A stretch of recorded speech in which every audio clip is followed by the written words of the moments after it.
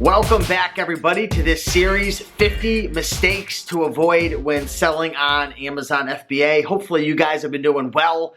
In this video, it's going to be part number 3 of this series. If you want to watch the first part and the second part, go into the description. We've got links for you there for the first 20 mistakes. In this video, part 3, we're going to be going through mistake number 21 all the way up to number 30. So if you're ready to rock and roll and learn about these mistakes to avoid when you start or you're running or growing and scaling an Amazon FBA business, let's dive into it and make it happen. All right, so let's dive into mistake number 21. Mistake number 21 applies to the sellers who are doing a good deal of volume. Maybe you're an intermediate seller, you've been on for 6 months to a year, you're starting to scale your business.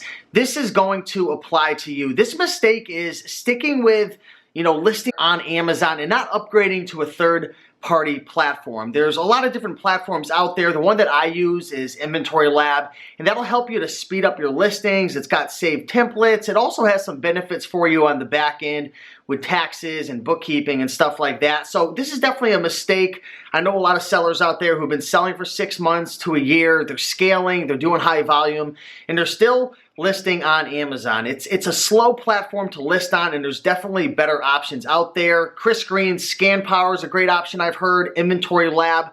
There's a couple other ones out there as well, but definitely look into it if you've been selling on Amazon for a while. Mistake number 22 when selling on Amazon. So this is a simple mistake right here, and this is kind of like a beginner mistake. I've made this mistake before, but you definitely don't want to make this mistake.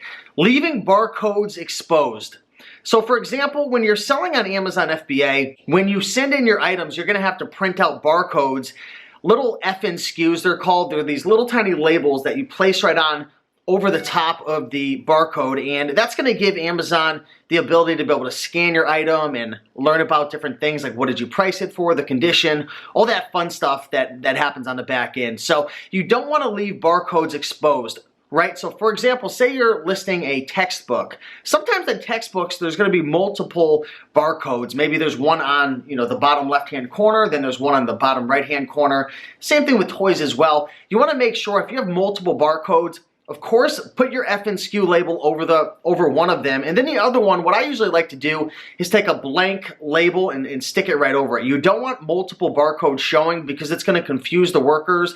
And I've actually heard of some consequences happening if you leave those barcodes exposed. So make sure to cover those barcodes up. That's a big one. Mistake number 23. So mistake number 23 is shipping in boxes that are over 50 pounds. So the rule actually changed on this recently, a couple months back from when I'm shooting this video, where as in the past, you could, send a box out that's 55 pounds, 60 pounds. I'm not sure what the limit was. I think it was 75. I might be wrong. But if you had a box that you were shipping off FBA that was over 50 pounds, what they'd have you do is take out a marker and write team lift on, all 4 sides of the box. And that was fine. But then the rule changed recently that they don't even want you shipping boxes in that are over 50 pounds. So don't send in a box that's over 50 pounds. Split it up into various shipments. I actually had a buddy who sent one over 50 pounds, and it kind of created like this big headache. I don't know if he got his account suspended or his account got limited.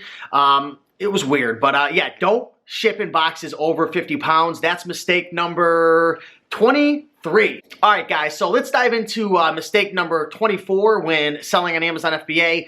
And this is going to apply to the people out there who are doing retail arbitrage. If you're not sure what retail arbitrage is, in a nutshell, it's the act of going to retail stores, buying items there that are undervalued, whether it's on clearance or there's some type of difference in price from the retail store to Amazon, picking it up and then selling it on Amazon to make a profit. So the mistake I see a lot of new retail arbitrage sourcers making is they're going out to these stores like Marshall's, Home Goods, TJ Maxx, Toys R Us, Walmart's, and they're not getting discounted gift cards offline. There's actually a website that's called raise.com, RAISE.com. And there's a whole bunch of other ones out there as well. Do your research, but you can actually get discounted gift cards off of these websites and save an additional amount of money on your purchase. You guys ready for mistake number 25? If so, let's dive into it. Mistake number 25 has to do with something that we like to avoid. It's not something that gets us excited. And what does this pertain to?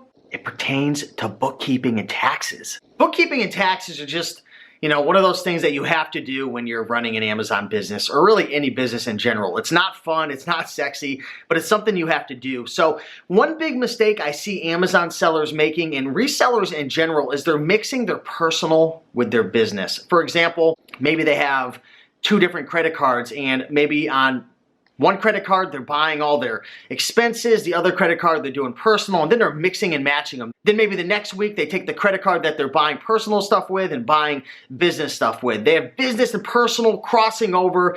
Maybe they only have one checking account and they have, personal income coming in, business income, expenses. Everything's all crossing paths, and it makes it very, very difficult when you sit down, whether it's monthly, quarterly, or yearly, to get your books in line and to eventually sit down to get your taxes prepared. So the advice that I have for you guys is get a separate credit card for personal, get a separate credit card for business if you're gonna have a credit card. Have a separate checking account that's for business, that's for personal, and it's gonna keep your life that much more organized, and it's gonna be so much easier when you sit down to manage your books and get your taxes done at the end of the year. Since we're getting so intimate with bookkeeping and taxes, why not go the extra mile? Mistake number 26, we've been talking about it, so let's just drill this into your head, is not being prepared for taxes. Now, we talked about not being prepared with your books, right? Crossing your business and personal and being all unorganized, not saving receipts. I didn't touch on that, but make sure you do that. But 26 is not being prepared for taxes. And I'm gonna come at this from a little bit of a different angle. I get a question all the time, Steve, I'm selling on Amazon, I'm selling on eBay, do I have to pay taxes? Yes, you have to pay taxes. Now, I believe on Amazon, if you sell $20,000 or more, you're gonna get a 1099. If you don't, you're not gonna get a 1099. But still, you're still liable to pay taxes, but it's up to you to take that risk if you're gonna claim it or not, since there was no 1099. But at the end of the day, let's just say you're selling over $20,000, you're gonna get a 1099, the government's gonna know you made that income. So many people, they're not prepared, right? They're not putting money aside. And again, I'm no CPA, I'm no lawyer, I'm not giving you legal advice, but it's very smart to be prepared, whether it's setting up estimated payments, making sure that you're staying on top of the taxes that you owe, but also maybe even just putting money aside for taxes, based on your income and your tax bracket. That could be anywhere from 15 up to 40% or more. I don't know what it is for you, but be prepared. Just realize, if you're going to be selling over $20,000 or more, you're going to get that 1099. You're going to have to claim that income, right? One way or another, you're going to have to claim that income. So just be prepared. My best advice for you is to talk to an accountant, right? Talk to a CPA. There's a lot of really good accounting forums out there. Facebook groups. There's a really good one by my friend Anna Hill. She runs a group that's called Accounting We Will Go. Be sure to check that out. There's some great advice that's always happening in there, but be prepared. Just know that, if you're earning an income, you're going to have to pay taxes. And the worst thing you can do is avoid paying taxes for years, building up all these late fees and penalties, and you're always worrying, what's going to happen? Are they going to come after me? Be prepared. That's the best advice I could give you, and talk to a professional. Mistake number 27. Mistake number 27 is using really cheap tape and shipping supplies. So let's talk about cheap boxes and cheap shipping tape. When you're sending out your items to FBA, you can have anywhere between a couple $100 to $500 to $1,000 to $2,000 or more in a box that you're shipping off to the Amazon warehouses via UPS. Why would you use a really crappy box that's cheap and fragile? Why would you only use a few strips of tape? And I've had a lot of people come at me and say, Steve, man, you tape up your boxes like you sending it off to the other side of the world. Yeah, I do. I spend a lot of time taping up my boxes. I make sure I have really strong boxes. There's times I use heavy duty boxes, and it's a little more expensive, but it protects my boxes. It protects my assets, my items and products that I'm shipping off to Amazon. And the worst thing that could happen is a box breaks open, right? And all your products are gone because you're gonna be screwed in that situation. So let's not dwell on this too much, but make sure you're buying really good boxes, at least decent boxes, whether it's from Walmart, Lowe's, Home Depot. Those are all due. You don't have to get heavy duty, it helps, but you can get the, the average ones. I like to use 16 by 16 by 15s, or sometimes we go 12 by 12 by 12s. Those will work well. Also, go on Amazon, look for really good reviews in terms of shipping tape. You want to make sure not to get the shipping tapes that like peel off the boxes. There's some really bad shipping tape out there that you'll tape your whole box up and you go look at it like 20 minutes later and it's all falling off the box. Read the reviews, ask around, join Facebook groups, get referrals in terms of what's the best boxes, what's the best tape. It's going to help you out a lot. Protect your investment. All right, guys, let's talk about mistake number 28. Now, this is a mistake I see a lot of new sellers making, especially if they're transitioning from eBay to Amazon, and they don't realize how important this is and that this actually has an effect on your seller metrics. So what am I talking about right here? I'm talking about responding to buyer messages. I don't know if you know this or not, but on Amazon, you're actually responsible for responding back to your customers within 24 hours. So if you respond to your customer 25 hours later, 26 hours later, 2 days later, it's actually going to have a negative effect within your metrics in your seller dashboard. And again, those are very important to continue selling, to not get kicked off, to not get suspended. And there's a certain bar that you got to meet. There's a certain selling criteria that you have to meet in order to continue to sell on Amazon. You know, some of the negative things are shipping late, shipping items that aren't described, not responding back to your buyer messages. These all could have a negative effect on your account. So make sure that you're responding back to your buyer messages. You know, a good habit to create is each and every morning when you wake up, you know, go to Amazon, go to your seller account and just look through. See if you got any negative feedback, see if you got any messages, answer any questions. It's very, very important. Answer as quick as you can. Check multiple times. We all have cell phones, right? Just check, just you know, check in a couple times a day and it's gonna help you that much more to stay on top of your business and make your customers happy. Mistake number 29. Mistake number 29 applies to retail arbitrage folks, especially, but anyone really who's in the store trying to find products to resell. One of the biggest mistakes I see, and I've kind of touched on this before in one of the previous mistake videos, but I really want to dwell on it one more time because it's so important, is making sure that you're scanning all the products in a store, right? Now, this is going to be a little different in a thrift store versus a retail store, but especially if you're looking to find replenishables at like maybe a Walgreens or a CVS or a Target or a Walmart, you've got to scan everything. One of the strategies that my good friend Jameson Philippi shared with me was the strategy of going into a store and just scanning everything, finding a specific aisle, whether it's the video games or it's the maybe electronics, whatever department you decide to choose on, and just scanning everything, taking a couple hours, have yourself a little notepad and just write down what certain things are selling for, what things are increasing in price, or maybe what products may be a deal down the road if it gets clearanced off a little lower, or if you're able to find a coupon. Just go into these different departments and different categories and just scan everything. The more you scan, the better chance you're gonna have of finding a product that the next guy just passed up. And there's so many hidden gems out there. It's ridiculous, but you gotta spend your time to scan. Go to stores that you've never visited. Go to different departments within that store that you've never gone to and walked down before and just start scanning. It's key.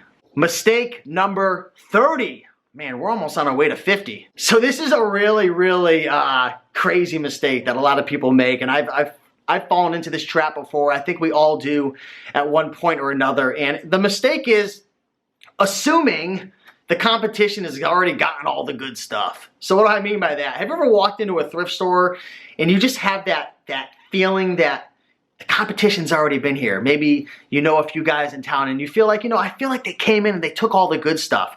When you think that way, you're literally putting yourself in a position to lose. Why? Let me explain. Because when you're in that mind state of, you know, scarcity, that there's nothing there, you don't see the opportunities. You don't. Whereas on the other side of the coin, when you're pumped up and you're excited and you're like, yeah, I'm gonna go, I'm gonna find something, I'm gonna make some money, you tend to see things that you would typically pass up. I don't know how to explain it. It's a reselling mystery. But seriously, when you go in there with the mind state of, I'm gonna tear this place up, I'm gonna make it happen, I'm gonna find the good stuff, you tend to find stuff that makes you money. Whereas if your head's down and you're like, man, the competition is fierce, like this, the bookshelf's a mess, I know that little Johnny came through and bought all the good stuff, you're not gonna find anything. It happens that way. Seriously, all jokes aside, it's really important. Your mindset, having a positive mindset and just not thinking negative, right? You know, even if the competition came before you, they don't know everything. I only specialize in a certain few things. You might think to yourself, oh, Raiken Profit, I just saw him leave the thrift store. He wiped the place out. It's not true. There's plenty of things I miss. And, you know, the same would go with you as well. There's only so much that you know, right?